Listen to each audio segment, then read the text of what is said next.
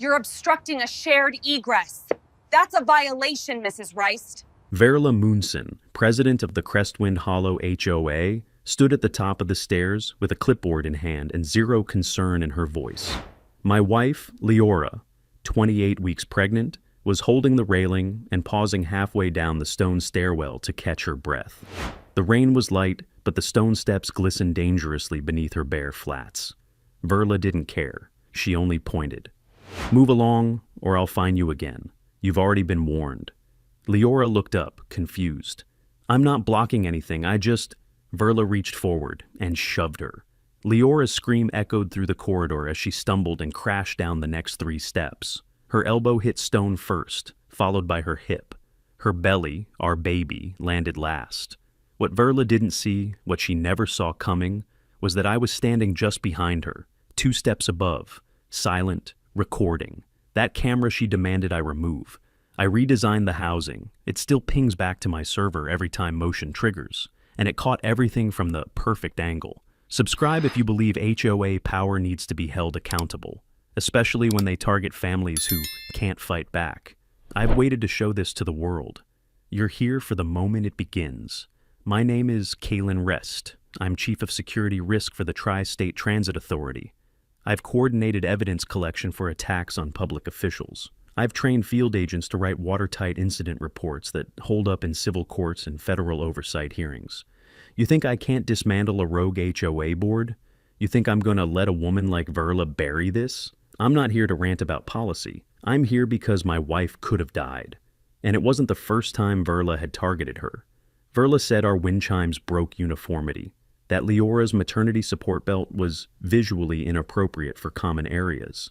She handed us a printed violation for standing too long in shared pathways, misapplying a clause meant for parked bicycles. The rules never mattered to Verla. What mattered was power, and anyone who made her feel small. Crestwind Hollow looked perfect when we moved in. High elevation views, walkable terraces, wide air, and low noise. We chose this neighborhood because we'd lost 2 pregnancies already, and Leora needed calm. We picked Unit 42C because the stairs outside it were short, bordered with ironwood railings and partially covered, safe even in rain. Every day after our morning walks, Leora paused halfway down those stairs, rested a moment, and smiled at the wind. That staircase became her ritual, our sanctuary. And now it was blood-stained. I crouched beside her. Leora blinked slowly, one hand trembling across her belly. Her breath was shallow, scared. I didn't shout. I didn't touch Verla. I just looked at her and said one thing. "Don't move. EMS is on the way, and the city's going to see this." Verla's mouth opened, but nothing came out. Her clipboard dropped. She didn't know about the motion-activated lens I mounted behind the porch light. She didn't know about the email I sent to our attorney last week, warning him that she'd threatened Leora twice. She didn't know I'd already logged the HOA's denied requests to remove our security devices protected under Article 8B of their own bylaws. She didn't know who she was dealing with. But she would.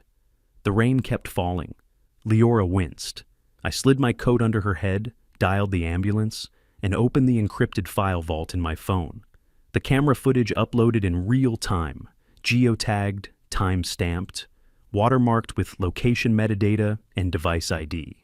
If anything happened to my wife or our child, that footage would surface on every HOA watchdog blog in the state by morning.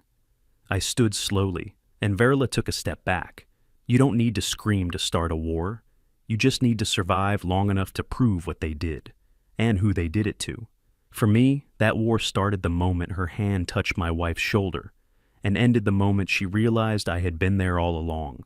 Verla didn't show up at the hospital, not when Leora was wheeled in with fetal monitors strapped to her side, not when the nurse pressed ice against the bruises climbing her ribs, not when the attending doctor ordered an emergency ultrasound because of fetal heart deceleration. She didn't ask, didn't call, didn't care. That silence told me everything. What mattered to Verla Moonson wasn't whether my wife and child were okay. It was whether the board would back her before the footage went public. By the time I returned home that night, the HOA's response had already begun. A formal email from the Crestwind Compliance Office, signed only HOA Secretary, claimed there had been a disruption in the common stairwell, and that an incident involving residents is under review. There was no mention of Leora's injuries, no apology. Just this line, buried in legalese. The HOA strongly discourages individual surveillance systems that may capture interactions beyond your deeded property line, as these create confusion in interpretation and may violate neighbor privacy. Translation: we saw your camera and we're trying to pre-discredit it before you do anything with it. But Verla made a mistake. She assumed she still had the upper hand. The next morning, I walked the perimeter of Crestwind Hollow. The neighborhood was quiet, too quiet. Most people didn't look up from their lawns or porch steps when I passed, but one neighbor did. Mrs. Celia Vaughn, early 70s, widowed and sharp as a nail, stood at the edge of her brick path, arms crossed. She didn't smile, but she didn't flinch either. "I heard what she did," she said. "I also know this isn't the first time someone's been hurt on those stairs." I paused. "What do you mean?" 2 years ago, same spot. A kid slipped during the ice storm. No railing on the lower edge. Broke both wrists. Family moved out 6 months later. That hadn't come up in any HOA newsletters. No public record on the board site. But I knew what to do with it. Back inside, I started digging. Not in garages or dusty folders. I logged into the county's public safety portal and filed a basic incident data request, anything related to 42C's stairwell, any EMS calls, police visits, or safety complaints. Then I cross-referenced the HOA's archived community meeting, minutes from the past 2 years. There was no mention of the child, no motion to improve the stairwell, just repeated renewals of the landscaping contract and petty infractions logged against porch decor. Verla was obsessive about what could be seen, but she ignored what could get someone killed. That's what made her dangerous, and not just to us. The next escalation came fast. 2 days after Leora's fall, a new violation was taped to our door. A full-page letter citing us for unauthorized modifications to entryway surveillance, non-approved lighting features, and failure to comply with HOA technology visibility codes. This wasn't about enforcement anymore. It was retaliation. Verla wasn't just trying to silence me, she was trying to erase the camera that caught her. She wanted to make the footage inadmissible by forcing us to remove it after the incident, then claiming it hadn't been in place. But I already had the timestamps, and I wasn't going anywhere. That night, I made a second copy of the footage and uploaded it to a cloud drive controlled by my employer's off-site evidence vault, secured under chain of custody protocols. Then I submitted the first formal complaint to the city's Community Safety and Structural Oversight Office. It wasn't about Verla, it was about the stairwell. The lack of posted safety signage, the worn slip resistance coating on the stone, the missing end rail on the east-facing edge, where rain pooled every winter. I didn't accuse anyone in the complaint, I just told the truth. Let the city ask the questions. That's when the silence around us cracked. Neighbors began watching from windows. Some nodded. One slipped a handwritten note into our mailbox. "You're not the only ones she's gone after. If you need a statement, I'll give one." They weren't ready to stand up publicly, not yet. But they were listening, and I'd just shown them what it looked like when someone pushed back. Rudd Kearney wasn't the kind of man you noticed. He walked with a slight limp, always carried a canvas folder under his arm, and wore the same khaki sun hat no matter the season. He kept to himself, except during HOA meetings, where he sat quietly to Verla's left as vice president of the board, never voted against her, never defended her either, just turned pages and nodded. I hadn't spoken more than 5 words to him since we moved in, but that changed when I found him standing by the edge of the community garden path, staring at a leaning trellis as if it personally offended him. "Needs re-anchoring," he muttered as I approached, not looking up. "Should have been done a year ago," I told them. I waited. "You're Mr. Rest," he said after a beat. "The security guy." "That's right. You filed the safety complaint?" I didn't answer immediately. I didn't have to. His eyes flicked down to the folder I was carrying, printed stills from the video, time-stamped and captioned. Evidence for the city's investigator, who was due to make a site visit the following week. "I read the bylaws again last night," he said. "The real ones, not the flyers she hands out." That caught my attention. "I archived them all before Verla started consolidating roles," he continued. before she got rid of the old secretary and started handling communications herself. I stepped closer, lowering my voice. You're saying she's issuing violations based on altered rules? She's issuing them based on her rules, he said, with a quiet bitterness I hadn't expected. She rewrote clause language without quorum, backdated votes, removed line items from meeting minutes. Do you have proof? He tapped the canvas folder under his arm. Handwritten notes, original ratified documents, everything she's trying to bury. I kept copies. That was the first time I saw hesitation crack his voice. I should have said something sooner, he added, but I didn't want to lose my place here. That line hit harder than I expected. Rudd didn't look like a man who needed to be feared, but fear has many shapes, and Verla was good at exploiting them all. He lived alone, kept a small garden plot near the East Trail. Rumor was he had once owned a postal route in the next county before a back injury forced early retirement. No wife, no kids. Just a man and a structure to belong to. And Verla had used that structure as a leash. I saw what happened to your wife, he said after a long pause. From my balcony. I didn't know she'd fall. Did you see Verla push her? He hesitated. Not clearly. I saw her reach out. I saw your wife go down. I saw you there too. You didn't even yell. She was bleeding. That was enough. He nodded. You're not the first one she's tried to corner. That was the second time I heard that sentence in as many days. It wasn't just me. Verla had been using the HOA as a weapon against anyone who didn't fall into place. Rudd's voice dropped. She calls it order, he said, but it's control. I just didn't know how far she'd take it.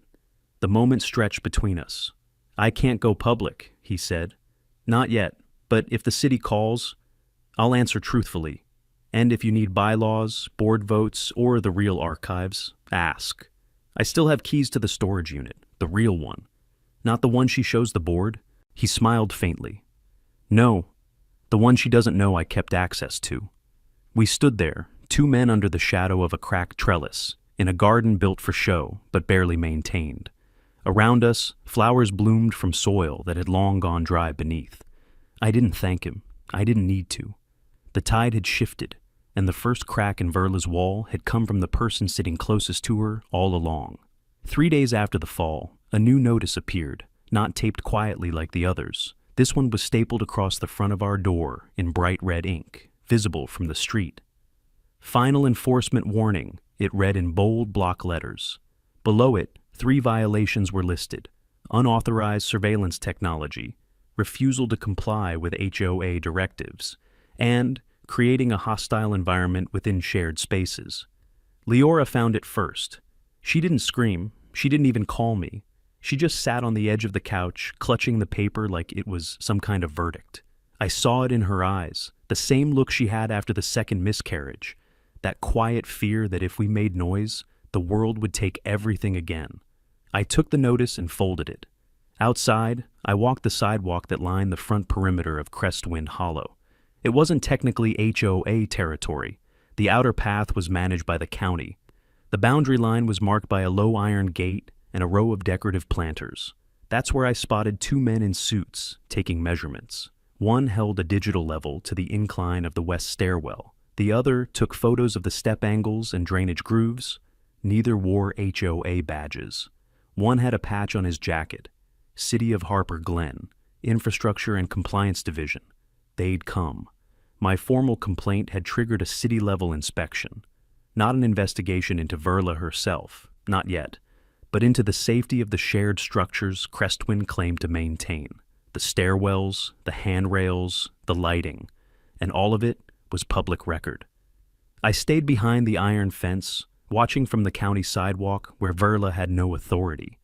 After a few minutes, one of the inspectors looked up and nodded at me. I didn't wave back, just let him know I saw him. Verla came flying out of her unit 5 minutes later. She stormed down the walkway with a tablet in hand, barking something about unauthorized interference and private community rights. The city officer, mid-50s, stocky, with a calm but immovable presence, held up a clipboard and calmly pointed to the jurisdiction clause printed at the top. Her voice dropped fast. I couldn't hear the words, but I saw the posture change, the sudden stiff smile, the overplayed charm, the way her hand hovered over the clipboard like she wanted to snatch it but didn't dare. When they turned to measure the slope angle of the stairs where Leora had fallen, Verla visibly flinched. Then she saw me. Across the fence. Not on her land, not within her control. She hesitated. For a second I thought she might cross the sidewalk, confront me right there, but she didn't. She turned back toward the stairwell and disappeared behind the inspectors, all while trying to look like she was in charge. But she wasn't. She didn't control the sidewalk, she didn't control the city, and she didn't control the truth. That afternoon, another email hit our inbox, not from the board, but from an account labeled HOA Administration. It was a general address used for official correspondence, and this one wasn't signed by Verla. It was signed by Rudd Kearney. He'd submitted a motion to suspend all individual fines related to surveillance, personal safety equipment, and visual compliance until the city's inspection was complete. The motion had been sent to all board members, along with the full archive of the original bylaws he'd referenced. It wasn't a challenge, it was a warning shot. Verla didn't respond publicly, but the next day 2 violation notices were quietly removed from our HOA account portal. No apology, no explanation, just gone. I didn't tell Leora right away. She was resting, and I wanted her to sleep through one night without thinking about inspectors or handrails or retaliation. But I did print out the updated page, and I pinned it inside our pantry door. Not because it meant we'd won, but because it meant we weren't alone anymore. And for the first time since the fall, Verla had started losing control, not just of the board, but of the story she thought she could write.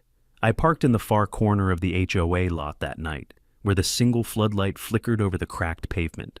From there, I had a full view of the board office, a squat, stucco-sided unit behind the clubhouse, used mostly for file storage and monthly meetings. Its side window faced the parking lot, and through it I saw shadows moving. I wasn't there by accident. Earlier that day I'd received a strange message from an address I didn't recognize, rk80civicarchive.net. It wasn't signed, just a short line. Tonight, 9:15, back office. There's something she didn't scrub. I knew who sent it, and I knew exactly what it meant. Rudd had been quiet since the bylaw email. No calls, no replies. But this was riskier. He wasn't just referencing policy anymore. He was pointing me towards something Verla hadn't erased, something physical. I waited. At 9:12, the side door of the office creaked open, and Rudd stepped out. He didn't wave, just left the door slightly ajar and walked back toward the community garden trail with the same limp he always carried. I slipped through the opening a minute later. The room smelled like cardboard and printer toner. Metal shelves lined the walls, packed with binders and file boxes labeled by quarter and year. A whiteboard calendar hung crooked above a desk, still showing a board meeting date that had passed 2 weeks earlier. No updates, no erased notes. Rudd had left one box out on the desk, not the newest, not the oldest. It was marked Q2 Arch 2019. Inside, on top of standard violation forms and blank ballots, was a thin yellow folder labeled Stairwell Maintenance, East Corridor. I pulled it open. Inside were 3 work order receipts from a local contractor, each marked with an HOA-issued check number. The first detailed a railing replacement request for the staircase outside Unit 42C, our unit. The second was a cancellation notice signed by Verla Munson. The third was a rejected safety recommendation, initialed but not followed through, all dated within a month of the previous tenant's fall. They had known the HOA had filed for safety improvements, then canceled them, then claimed the space was within acceptable standards, and moved on. And Verla hadn't just ignored the danger, she'd covered it. I took photos of everything, page by page, angle by angle, time-stamped with embedded metadata.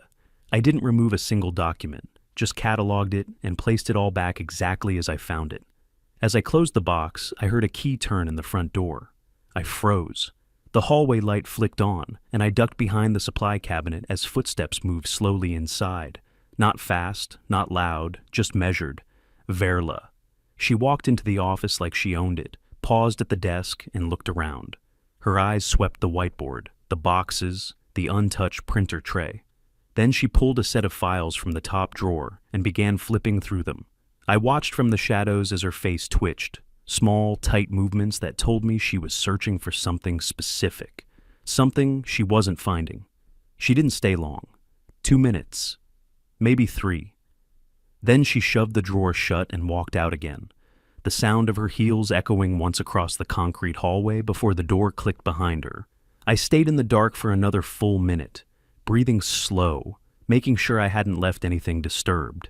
And when I stepped back out into the parking lot, the air felt colder, the lights felt sharper, and the truth felt heavier in my pocket.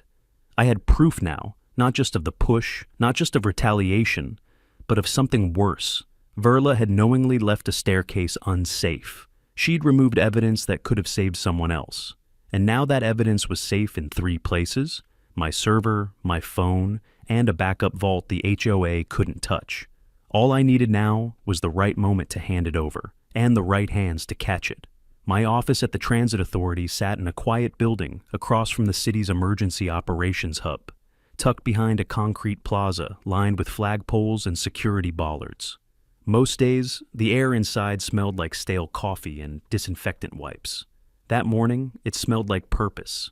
I had a case file laid out across my workstation, labeled with a green tag: Crestwind Hollow. Incident. Package. I wasn't working in my official capacity, this wasn't transit business, but I followed the same framework I'd used to brief legal counsel after infrastructure sabotage or employee injury. A strategy designed for oversight boards, media reviews, or insurance investigators, and it was ready to deploy. I'd compiled 3 distinct evidence chains. The first, the security footage, Verla's hand, Leora's fall, the timestamp and geotag, synced directly to the motion-activated server I'd built 2 years ago for rail station blind spots. The second, a digital reconstruction of the stairwell using LiDAR scans from my phone, mapped angles, slope violations, and the water runoff path across the stone. I overlaid it with city building code requirements and highlighted every failure point. That scan alone would be enough to raise liability red flags. The third, the work orders Verla canceled in 2019, proving knowledge of the hazard.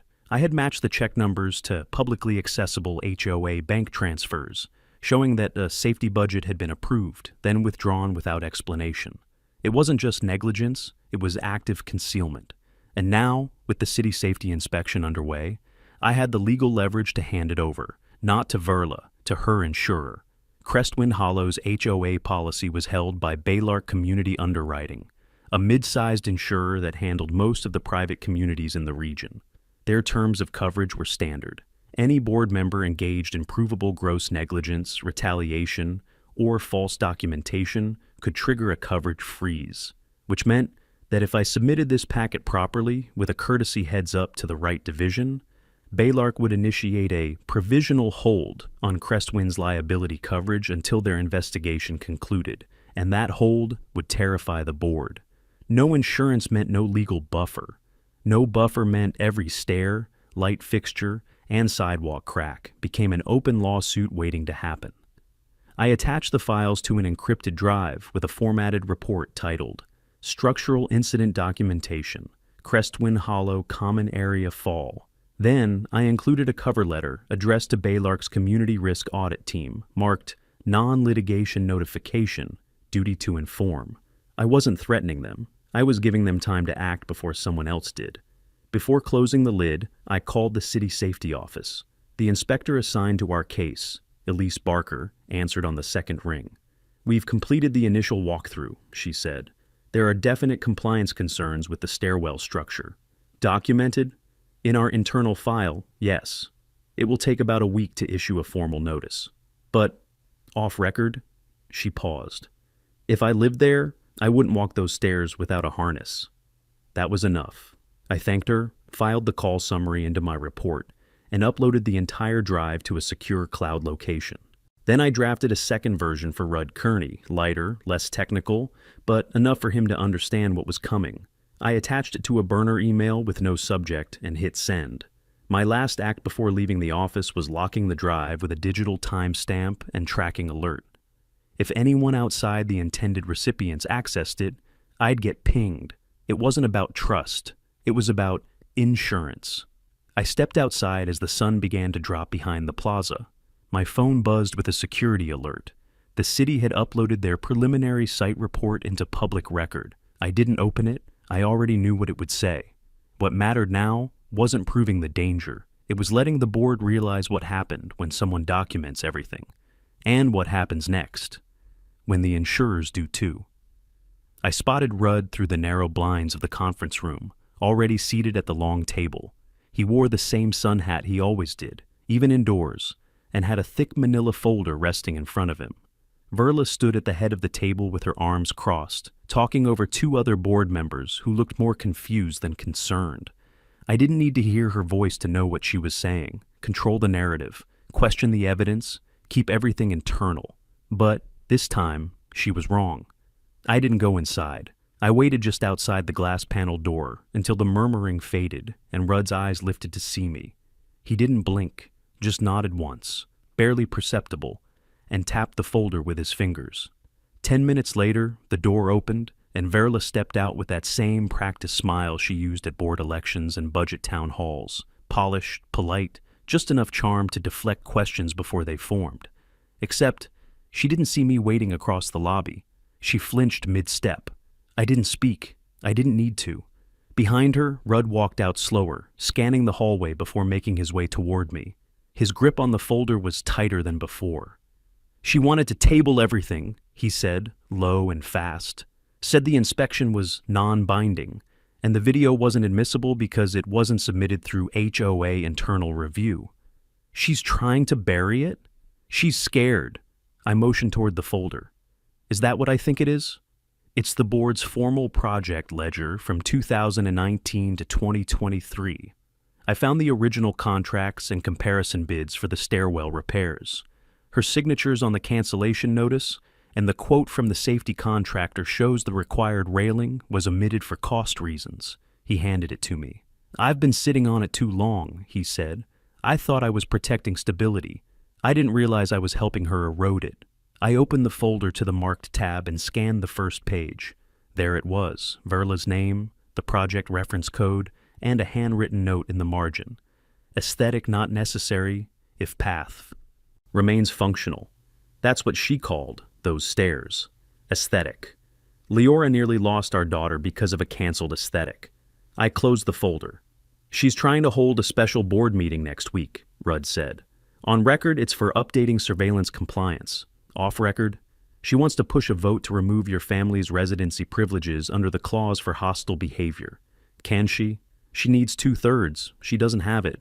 But she's trying to bluff the new board members into thinking it's standard process. She's still playing politics. She doesn't know what's coming," he said, almost to himself. I looked up at him. "You ready to testify?" His jaw tightened. "Not publicly, not yet. But if the city calls or if the insurance auditor reaches out, yes, I'll verify every document. I'll confirm what she covered up. I'll stand behind the files I just gave you." It was enough. I'd dealt with auditors, with lawyers, with federal agencies trained to spot manufactured panic. They didn't need speeches. They needed clean documentation, chain of custody, corroboration. And now I had all three. Rudd turned to leave, but I stopped him. "You ever feel like this place started off good?" I asked, "before she turned it into a stage?" He paused. "It wasn't perfect, but it used to be quiet, kind. Now people are scared to put wind chimes on their porch." I nodded. "It's about to change." He walked away without another word. Inside the folder, beneath the stairwell documents, I found a smaller envelope tucked behind a divider. It held scanned copies of meeting minutes, uncut, unedited, with signatures from past board members no longer living in the community. Rudd hadn't just given me what I asked for. He gave me what she'd tried hardest to erase. And now I had the clean foundation to force her out. Not through shouting, not through drama, but through the very systems she thought she'd rigged in her favor. This wouldn't end with a confrontation. It would end with exposure. Celia Vaughn's porch smelled like mint and old varnish. The wooden swing creaked under her as she poured tea into two mismatched mugs. No greetings, no pleasantries, just a nod toward the chair across from her and a quiet, "You've stirred the dust." "I didn't come to cause a mess," I said. "No," she replied. "But sometimes a mess is what shows where the rot was hiding." I placed the folder Rudd had given me on the table between us. She didn't open it, didn't even touch it. Just watch me, her expression unreadable. I need to ask you something, I said. Something that might bring the rest of this neighborhood out of silence. She sipped her tea and waited. You told me about the boy who fell on those stairs 2 years ago. Did anyone else report it? His mother tried, Celia said, but Verla shut it down, told her the boy was horsing around, said the HOA couldn't be liable for childish recklessness. Did you see the fall? No, but I saw the aftermath. He had 2 casts for 6 weeks. The family packed up and left before fall. Never said goodbye. Would you be willing to speak with the city inspector? Celia set her mug down. I'm not afraid of Verla, she said. I just didn't want to start something I couldn't finish. But you already pulled back the curtain. All that's left now is for people to stop pretending they don't see what's behind it. I nodded. She leaned back in her swing, eyes narrowing against the morning sun. You know, when I first moved here, this place had warmth, not perfection, but neighbors who waved, garden pots that didn't match, kids on scooters. Then Verla became president. She changed everything? She started with language, removed community potluck from the calendar, and renamed it a resident-mandated event. Said it sounded more organized. Then she started issuing citations for holiday lights being too individual. Over time, we stopped gathering. We started hiding. I looked across the lawn toward the east corridor, where the stairwell dipped below the maple trees. It looked peaceful from here, clean. But I knew better now. That stairwell had history, and so did Verla. I opened the folder and slid a photo across the table. It showed the work order cancellation, Verla's signature next to the rejected safety bid. Celia's hands didn't tremble, but she blinked slowly. She had a chance to fix it, she whispered. She knew, I said. And now I can prove it. I showed her the second page, an overlay of city code violations mapped to the stairwell dimensions. She didn't need the technical terms. The color-coded red zones said it all. I didn't ask her again. She simply nodded. I'll talk to the inspector. I'll say what I saw. I'll put it in writing if that helps. It will. We sat there for a few minutes in silence. Then Celia reached into the tin beside her rocking chair and pulled out a small, hand-folded paper. Verla sent this to me last winter, she said, after I refused to sign her proposal banning decorative flags. I unfolded it. It was a printed violation citing unauthorized ideological display. The photo attached showed a tiny cloth square that read, "Peace lives here." Know what she wrote on the back? Celia asked. I flipped the page. It said, "You can have peace or independence, not both." I tucked it into the folder. Celia's eyes sharpened. If you're going to burn her out, make sure you salt the earth under her lies. People like her always leave roots if you don't. I intend to. She gave a half smile. Good. Then you'll need this. From the wicker box under her chair, she pulled a dusty binder marked CH Policy Archive 2017-2018. Inside were printed newsletters, community emails, and board election results. Years' worth of records Verla had removed from the public site after taking office. You kept all of this? I don't delete history, Celia said. Not even the ugly parts. I left her porch with a full binder, a silent witness willing to speak, and the final thread Verla couldn't spin into fiction. The story was writing itself now. But this time, Verla wouldn't be the one holding the pen. The house was quiet except for the low hum of the server rack in the corner of my home office. Leora was asleep in the bedroom, one hand resting across her stomach. The bruises on her ribs were fading, but the silence between her breaths still haunted me. I sat in front of 3 monitors, each screen divided into panels, emails, evidence files, HOA policy logs. Celia's binder scanned page by page.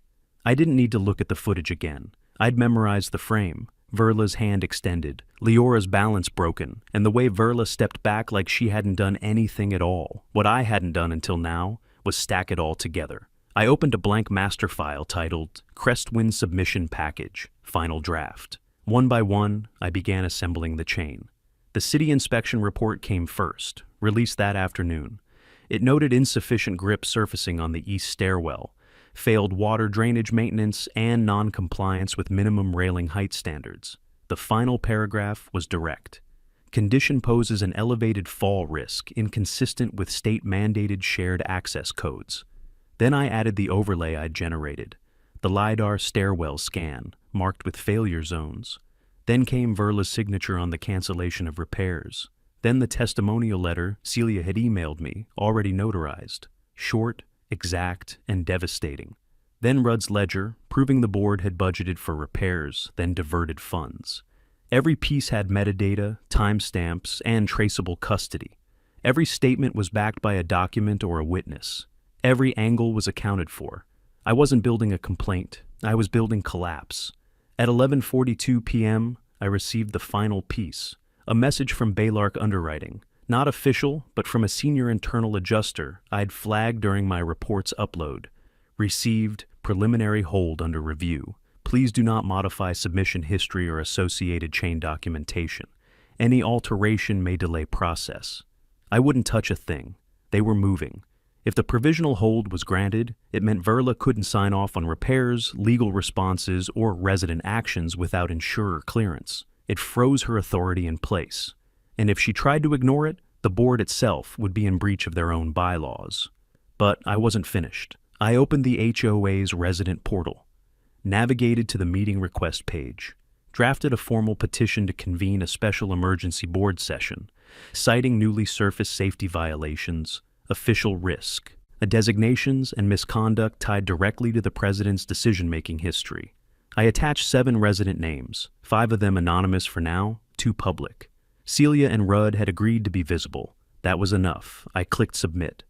The system auto-scheduled it for 3 days out. 3 days. That's how long Verla had left to pretend everything was still under control. I sat back and looked at the wall behind my desk. A photo hung there, grainy, sun-faded. Me in uniform beside a damaged transit tunnel after a collapse drill. My hand on the shoulder of a young inspector I'd mentored. He'd been nervous that day, worried about making mistakes. I'd told him then, "You don't win these fights by yelling. You win them by being the calmest one in the room when everything breaks." Now it was Verla's turn to break. She thought no one would ever hold her accountable because no one ever had. She mistook silence for consent and resignation for respect. But the silence was ending. I powered down the lights, leaving the monitors glowing. The house was still quiet, but the quiet felt different now, like something coiled before impact. Down the hallway, Leora stirred. I stepped away from the screen and joined her, pressing my hand against her stomach. The baby shifted beneath her skin, strong and slow. We were close now, and I was ready for the last move.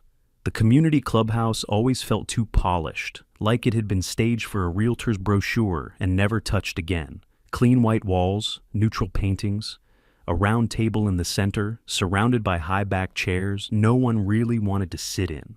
But tonight, it wasn't empty.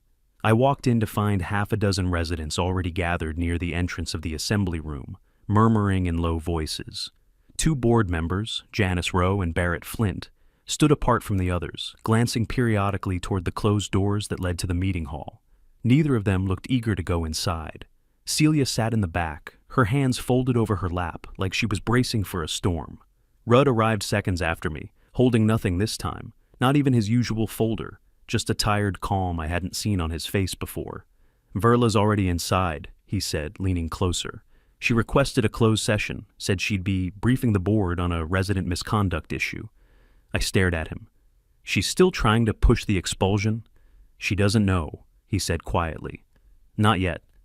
The door opened and Verla stepped out. She was composed as always, crisp blouse, narrow-lensed glasses, a printed agenda in hand. But something in her posture had shifted, tighter, more deliberate, like someone trying to hold shape under pressure. "Mr. Rest," she said, with that clipped, almost polite tone she used for announcements. "You are welcome to remain in the outer hall during the vote. We'll provide written notice of the board's decision within 72 hours. "I'm not here for the vote," I said. "I'm here to observe." Her smile was tight. "This is an internal meeting. This is a quorum vote that affects community safety," I replied. "And you waived closed session protocols the moment you cited common area conduct as the basis for removal. That makes it public under Clause 3F. Barrett shifted uncomfortably. Janice looked down at her shoes. I handed her the binder. "Before you proceed, I'd suggest reviewing this. It contains scanned minutes, safety budget reallocations, and 2 resident testimonies regarding unreported injuries in the east stairwell. Her fingers didn't move. I added, "There's also an email from Baylark Underwriting's audit team. Your coverage status is under review." Her mouth twitched. "You're welcome to proceed with the vote," I said. "But if you do, and the board acts without disclosure of that packet, every member who votes in favor becomes individually liable for negligence. That includes Janice, Ann Barrett, and Rudd." Barrett swallowed. "I'd like to review the materials," he said suddenly. Janice nodded without looking up. Verla stared at me. For the first time, her expression faltered. Not fear, something colder. Realization. "You've been planning this," she said. "I've been documenting," I replied. "The planning came later." She stepped back, lips pressed into a line, and pushed open the meeting room door. The residents followed behind her, silent, watchful, some curious, a few angry. Most just tired of being afraid of a woman who wore power like a badge and wielded it like a blade. Inside, the table was already set with 7 nameplates. I remained at the back of the room, near the open door. Rudd took his seat slowly, sliding into the chair beside Barrett. Verla waited until everyone settled, then opened her file. This meeting was called to address resident misconduct and chronic violation. "Point of order," Rudd said. Verla paused. "You'll have the floor after opening remarks."